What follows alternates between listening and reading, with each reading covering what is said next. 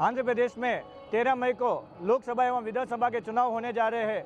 आज पत्रिका ground report के लिए विजयवाड़ा पहुंचा है। आइए लोगों से जानते हैं कि लोगों का क्या मूड है। नमस्कार। नमस्कार। देश में 13 तारीख को चुनाव होने वाले हैं। आज विजयवाड़ा की जनता का क्या मूड है? विजयवाड़ा की जनता का एक ही मूड है, जय श्री राम। मोदी को लाना है, 400 पार कराना है, यहाँ पे चंद्रबाबू की गवर्नमेंट लाना है, पवन कल्याण की गवर्नमेंट, दोनों मिलजुल के काम करेंगे और मोदी की सरकार में विजय आंध्र प्रदेश का डेवलपमेंट होगा। इसके पहले जो गवर्नमेंट थी उसने डेवलपमेंट किया नहीं, खाया पिया मौज किया, पूरा बिस्तर साफ किया। अब ये दोनों मिलके मोदी से मिलके आगे का डेवलपमेंट करेंगे। आपको लगता है इस बार गठबंधन की सरकार 400 पार कर पाएगी? लगता है 400 क्या, वो पूरे पार कर देगा।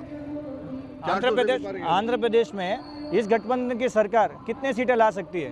गठबंधन की सरकार 110 के पार है। 110 के पार। अभी आंध्र प्रदेश में किस तरह से विकास, पिछली सरकार ने वाईएसआर कांग्रेस पार्टी कह रही है कि हमने विकास किया है और ये टीडीपी आरोप लगा रहा है कि किसी भी तरह का डेवलपमेंट नहीं हुआ है। इस पर देखिए, आंध्र प्रदेश का जो इतिहास है, परिपक्ष है, वो हमें 2014 से पहले और 2014 के बाद से देखना पड़ेगा, क्योंकि आंध्र प्रदेश का विभाजन होने के बाद में आंध्र प्रदेश में बहुत सारे इंडस्ट्रीज नहीं रहे, हमारे रिसोर्सेज कम हो रहे।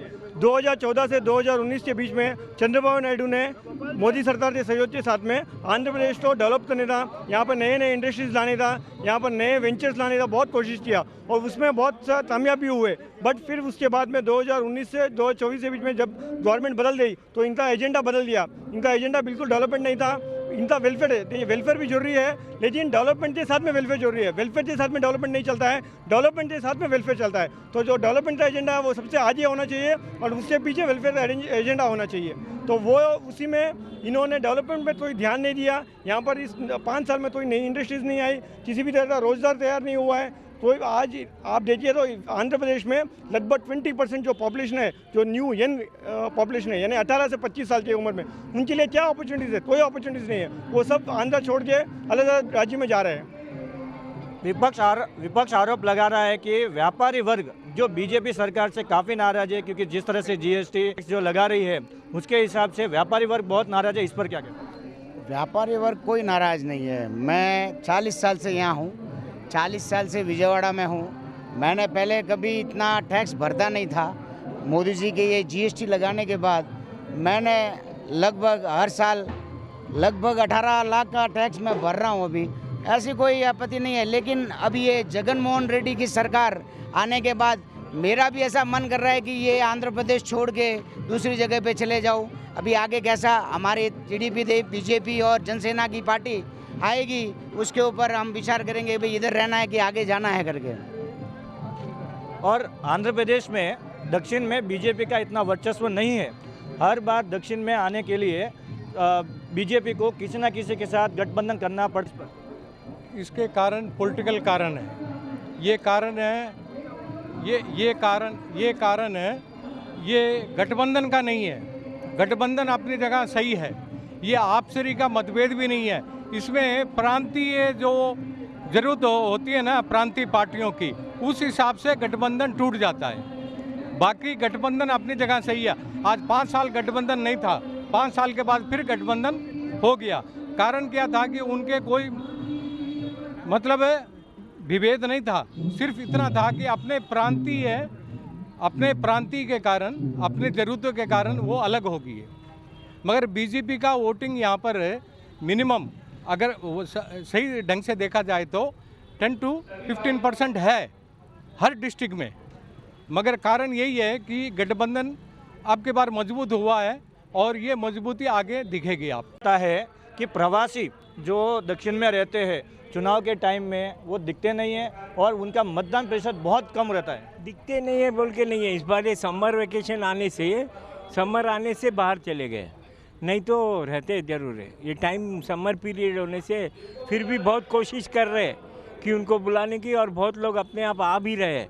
एक बस की भी व्यवस्था की गई है पर्टिकुलरली उस दिन आने के लिए। रात को महिलाएं घर से बाहर निकलने के लिए असुरक्षित महसूस करती थी, बट नाउ एवरीथिंग फाइन। मतलब सब कुछ अभी ऐसा हो सकता है कि लाइक सब सब महिलाएं बाहर जा सकती है, no freedom, free independent India बन गया है। Even for womens and ladies, everybody, girls. 12 बजे के बाद गर्ल्स कैन गो एनीवेयर। मतलब Vijayawada is very safe, I feel like. इस बार किसकी सरकार? अब की बार मोदी सरकार। यहाँ पर जानते हैं महिलाओं का मूड क्या है। इस बार विजयवाड़ा में किसकी सरकार बनने वाली है और केंद्र में किसकी सरकार बनने वाली है? मोदी सरकार बनेगी, मोदी सरकार ही बनेगी। और यहाँ आंध्रा में भी मोदी सरकार ही आएगी। इस बार मोदी सरकार 400 बार और 100% नहीं 1000% मोदी सरकार ही बनेगी। जो गठबंधन की सरकार बनी है वो नायडू, यहाँ के हिसाब से चंद्रबाबू नायडू जी आना वो बहुत ज़रूरी है। और जो मोदी सरकार है अपने केंद्र प्रभुत्व में मोदी सरकार ही आना, क्योंकि उनके सिवा कोई भी अपने ऐसा नेता नहीं है जो कि यहाँ पे कुछ कर सके। जो मतलब पूरे इंडिया के अंदर जितने काम किया है उतना मोदी जी ने जो काम किया है बहुत अच्छे काम किए हैं, उनके सिवा कोई नहीं किया। सर्वप्रथम जो औरतें हम लोग लोटा लेके घर से बाहर जाते थे शौचालय के लिए, उन्होंने उसको घर में लाया है, पानी घर घर भेजा है और घर में लाया है और उज्ज्वला गैस बनाई है। उसके बाद सबसे बड़ी बात है 33% रिजर्वेशन हम महिलाओं को मिला है, उसके लिए हम बहुत खुश हैं। और विजयवाड़ा की धरती पर विजयी होंगे, यशस्वी होंगे हमारे मोदी जी, उसके सिवा और कोई नहीं आएगा। मोदी सरकार ही आएगी 400 बार। राम जी को लेके आ सकते हैं तो हम हमारे लिए और भी आगे बहुत कुछ कर सकते हैं। वापी ज्ञान वापी मंदिर और क्या बोलते हैं मथुरा का कृष्ण मंदिर, राम जी ने मोदी को लेके आया है और आगे भी मोदी जी को ही लाएंगे राम जी, हमको पूरा विश्वास है। आप क्या कहना चाहेंगे, किसकी सरकार इस बार? अब की बार मोदी की सरकार, मोदी जैसा बार मोदी सरकार 400 पार। जय श्री राम। अब के बार 400 पार मोदी की सरकार।